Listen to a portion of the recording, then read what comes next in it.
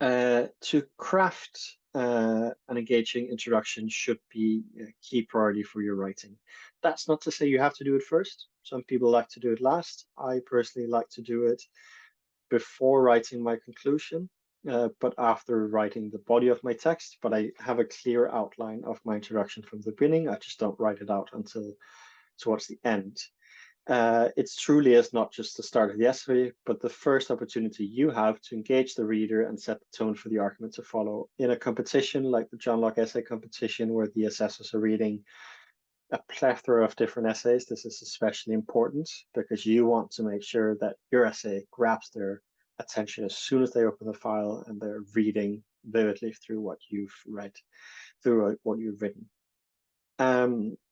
Here, there are three different elements of an effective introduction that I would like to outline. There's the hook, the context, and the thesis statement.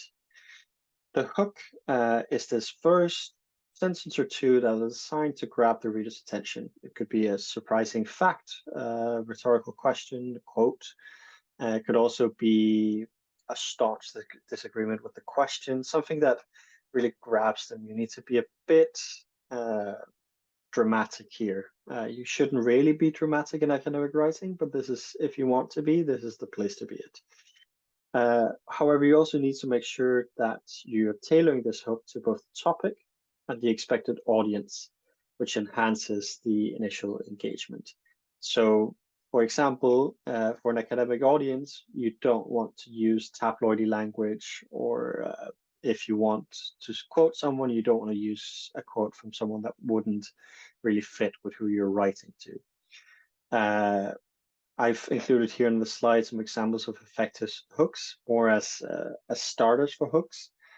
Did you know that? Have you ever wondered? As someone once said, imagine if that kind of hook language. The next component of your introduction is going to be the context. So after you've caught, grabbed the attention of your audience, you want to set the stage for your argument. This explains the importance of the topic and leads the reader towards your thesis statement, which we'll get into in a little bit. Here, it's important that the context provides essential background information, but it really needs to be concise and directly lead to the thesis statement, avoiding unnecessary details. You still need to be concise. Even though it's important to include background information, you need to really hammer home and consider, do I need this information? Is this context that adds or this context that deflects? And be hard on yourself here. You need to primarily in this achieve the three objectives that I've outlined on the slide, which is highlight the relevance of your topic, briefly mention current state of research or major debates around the issue, very briefly, and then explain why the topic matters and what your essay will contribute to the discussion.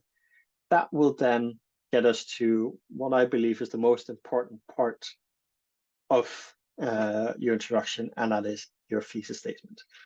This really is the crux of your introduction, where you present your main argument and stance clearly and concisely. It sets the direction for the rest of the essay, and in that way your performance as well in a competition like the John Locke essay competition.